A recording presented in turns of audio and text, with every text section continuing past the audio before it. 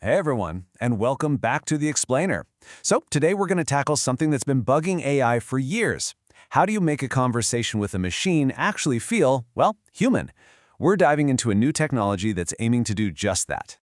You know the drill, right? You're on the phone with some automated system, and it just feels wrong. It's clunky, it's slow, and it has none of the natural rhythm of a real conversation. But have you ever wondered why? What's actually going on under the hood that makes it so incredibly frustrating?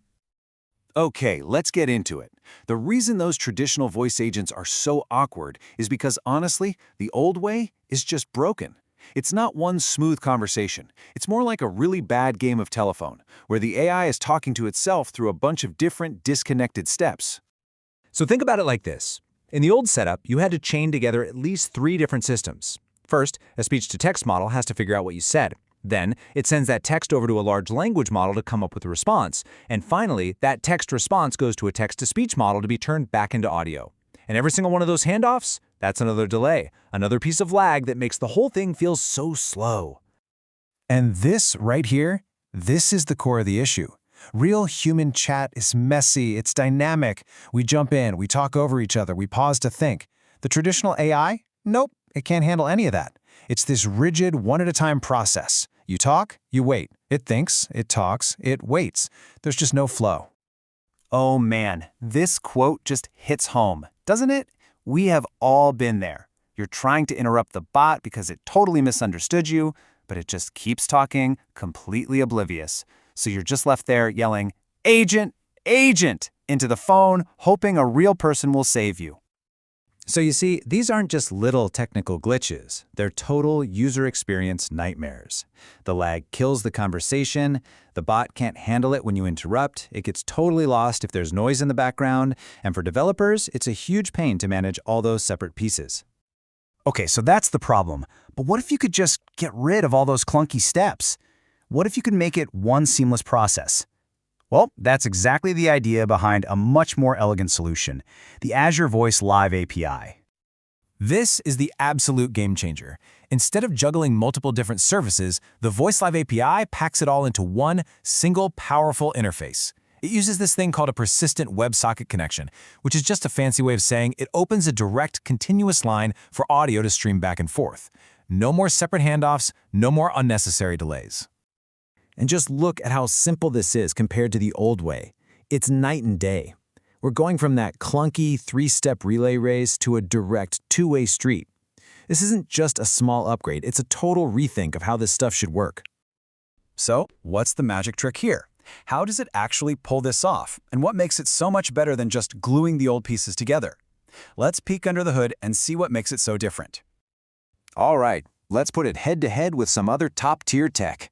While they both have cool features like noise suppression, Voice Live has a couple of secret weapons. You've got server-side echo cancellation, which is huge, by the way. It stops the AI from hearing itself talk through your speakers and getting confused. And then there's native support for lifelike avatars, which is just wow.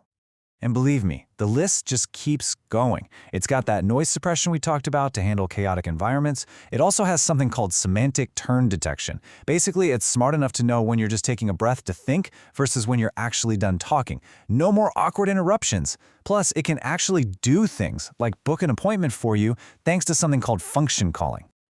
Okay, for all you developers, all you builders out there, this is where things get really exciting. This isn't just a cool piece of tech, it's a key that unlocks a whole new generation of apps. And you don't have to take my word for it. This quote from a Microsoft architect just hits the nail on the head. When models like GPT-4o came out, it was like a light bulb went on for everyone. They showed us what was possible with real-time voice. Now, the Voice Live API is the tool that makes it practical for businesses to actually build those experiences. But, and this is important, it's not just plug and play. Building a truly great voice agent means you have to think like an architect. You've got to ask yourself, what's my current setup? What's my budget for latency versus cost? What languages do I need? Do I need it to be super precise with numbers? These are the big questions you need to answer. So, okay, enough for the technical stuff. What does this actually let us build? Because we're talking about way more than just a slightly better customer service bot. We're talking about creating entirely new ways for us to interact with technology. Think about a huge multilingual place like India. Instead of juggling a bunch of different bots for different languages, a company can now have one single AI agent that can fluently switch between languages, and it does it with a natural, empathetic tone. That's a game changer. Or how about this? Picture a technician, they're on site, it's noisy as heck, their hands are full of tools trying to fix an AC unit. Now they can get step-by-step instructions from an AI expert, completely hands-free, because the system is smart enough to just filter out all that background noise. Incredible. And this stuff is going to revolutionize education and training. I mean, imagine you're learning a new language, and you have an AI coach that can actually slow down its speech to help you follow along, or a tool that preps you for a job interview by running you through mock questions. The potential is huge. And the crazy part?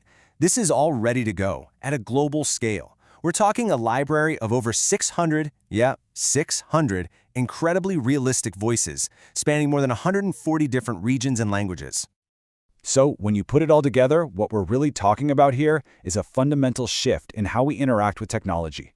We're moving away from typing rigid commands and into a world of natural, flowing conversation.